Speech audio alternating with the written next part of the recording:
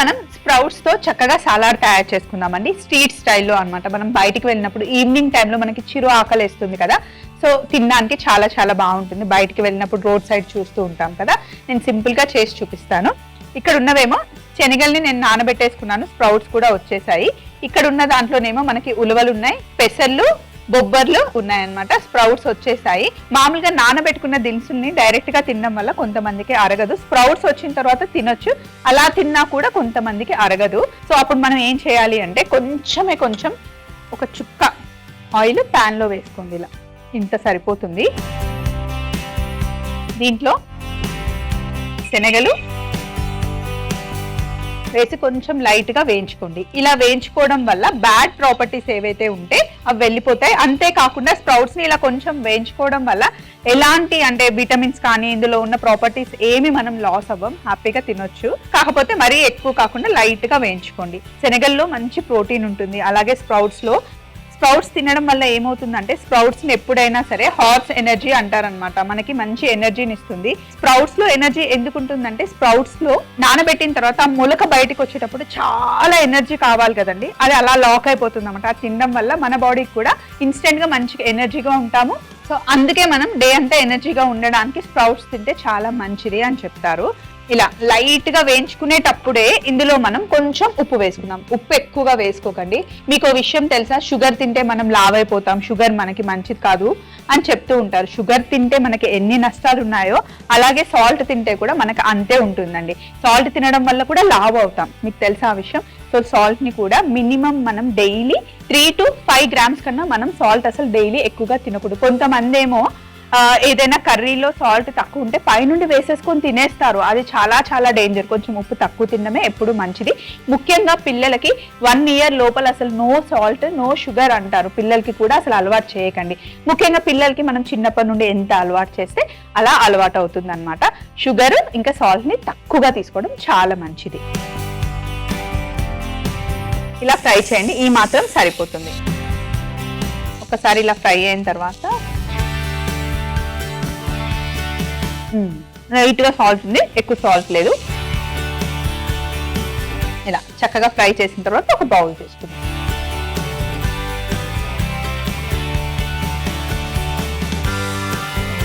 మీరు కావాలి అనుకుంటే కొంచెం ఆలివ్ ఆయిల్ వేసి ఇలా ఫ్రై చేసుకున్నా కూడా బాగుంటుంది. మామూలుగా రెగ్యులర్ ఆయిల్ వద్దు అనుకుంటే కనుక కోకోనట్ ఆయిల్ కూడా వేసుకోవచ్చు.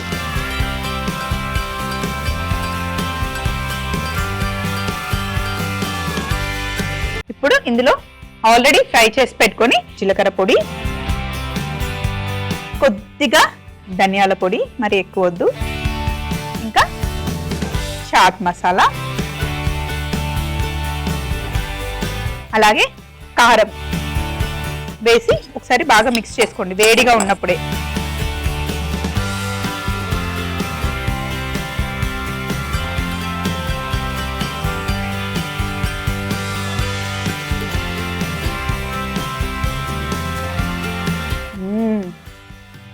భలే ఉంది.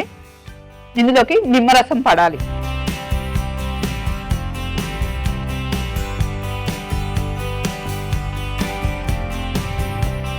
ఇలా మిక్స్ చేసిన తర్వాత కొంచెం పచ్చిమిర్చి కూడా వేసుకుందాం.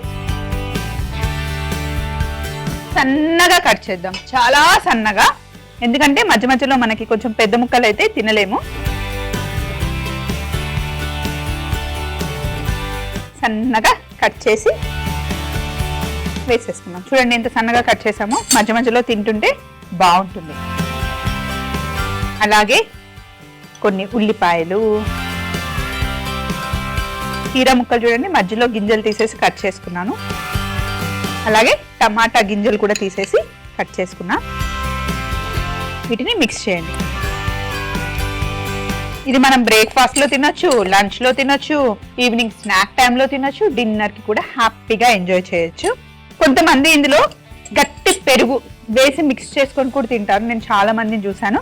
సో ఇప్పుడు ఇవన్నీ మిక్స్ చేసేసాం కదా, మళ్ళీ లాస్ట్ లో ఇంకొకసారి టేస్ట్ చూద్దాం.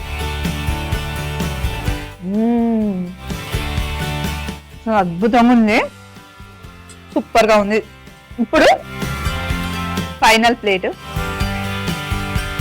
కొంచెం డిఫరెంట్ గా నా దగ్గర బాదం ఆకులు ఉన్నాయి, వీటిని ఇందులో పెట్టేయండి. ఇలా మంచిగా కనిపిస్తుంది.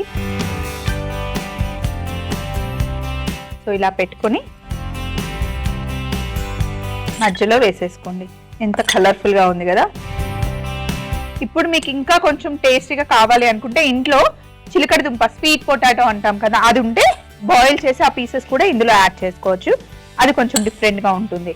ఎప్పుడు ఒకేలా కాకుండా కొంచెం అలా కూడా ట్రై చేయొచ్చు. సన్నగా తరిగి పెట్టుకున్న మ్యాంగో పీసెస్ కూడా వేసుకోవచ్చు.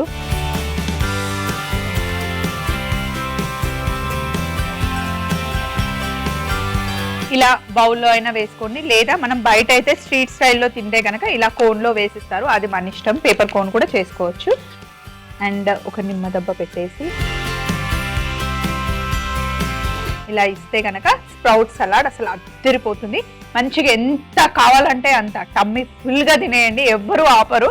మనకు ఆ గిల్ట్ కూడా ఉండదు, టేస్ట్ కూడా సూపర్గా ఉంటుంది. ట్రై చేయండి. స్ప్రౌట్ సలాడ్ తయారీ విధానం: ముందుగా పాన్ లో నూనె వేడి చేసుకుని అందులో మొలకెత్తిన శనగలు, మొలకెత్తిన పెసర్లు, మొలకెత్తిన బొబ్బర్లు, మొలకెత్తిన ఉలవలను వేసి లైట్ గా డ్రై రోస్ట్ చేసుకుని బౌల్లోకి తీసుకోవాలి. జీలకర్ర పొడి, ధనియాల పొడి, చాట్ మసాలా, కారం వేసి బాగా మిక్స్ చేసుకొని అందులో కొద్దిగా నిమ్మరసం, పచ్చిమిర్చి, ఉల్లిపాయ ముక్కలు, కీరా ముక్కలు, టమాటా ముక్కలు వేసి బాగా మిక్స్ చేసుకొని బౌల్లోకి తీసుకొని నిమ్మకాయతో సర్వ్ చేస్తే సూపర్ గా ఉంటుంది.